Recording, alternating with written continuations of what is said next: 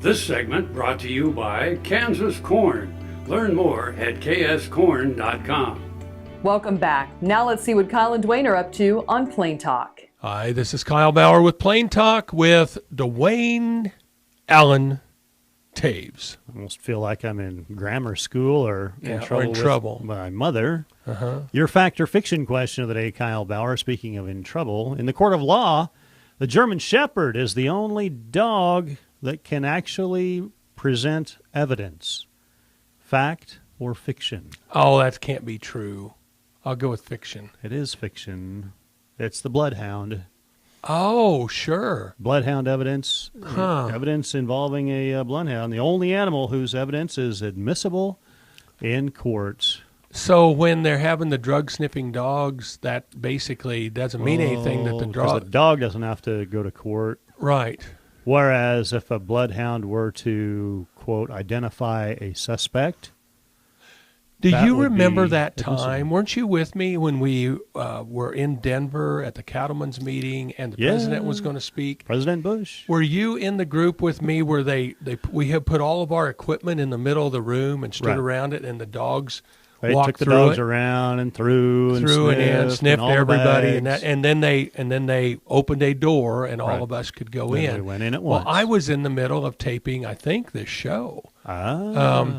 And I was in the middle of taping a show anyway, called back here, and everybody else walked in. Right. So I was just continued to stand in the room. Everybody picked up their equipment, went on in.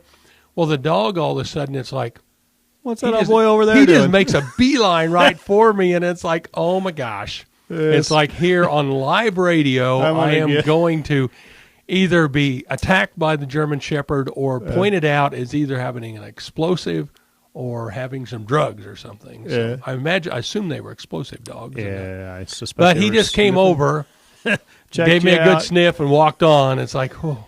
Well, that's probably not the first time a dog gave you a good sniff. No, not at all. I consider it a compliment. So the workforce in the state of Kansas. Got any idea how many people work in the state of Kansas? No, my ignorance will show badly. Well, do you know about what the population is of the state of Kansas? No, I'm terrible. Oh, with okay. numbers. Well, it's just under 3 million. It's 3 about million. 2.8 or 2.9 million. So the workforce has got to be about like workforce. If there's people, a little over 1 million people. 1.4 million. Okay.